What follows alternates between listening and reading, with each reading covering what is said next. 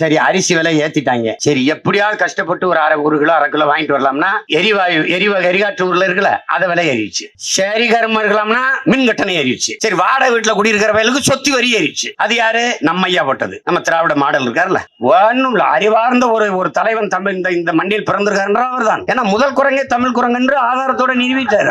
இது ஒரு நாடு, இது ஒரு இது. கேளுங்க, என்ன இவ்வளவு வரி போட்டீங்கன்னு கேளுங்க. அதோ அமெரிக்காவை பாரு, என் தம்பி காட்சி சொல்லுவாங்க, அந்த ஷாஷின் மலை தெருவிலே பனிப்பது. அதே மாதிரி அமெரிக்காவை பாருங்கள், பிரிட்டனை பாருங்கள், டென்மார்க்கை பாருங்கள், சுவிஸை பாருங்கள். அவன் பாக்குறவங்க பார்த்ததுனாலதான் கேட்கிறோம். அவன் 100 ரூபாய் என் சம்பளத்தில் 70 ரூபாயை எடுத்துக்கொண்டால் அந்த 70 ரூபாயை 1 ரூபாயோடு மிச்சம் இல்லாமல் திருப்பி சேவையாக தந்து விடு. தலை சிறந்த கல்வி, தலை சிறந்த மருத்துவம், தூய குடிநீர், தடையற்ற மின்சாரம், பயணிக்க சரியான பாதை, இதையெல்லாம் தந்து விடுகிறான். இதற்கு பேர் தான், இதுதான் புரட்சியாளர் சேகுவாரா சொல்லுகிறது, மக்களின் விருப்பத்திற்கேற்ப ஆட்சி செய்கிற ஒரு அரசை நிறுவிவிட்டால் அதைவிட மகிழ்ச்சிகரமான ஒன்று உலகத்தில் உண்டா?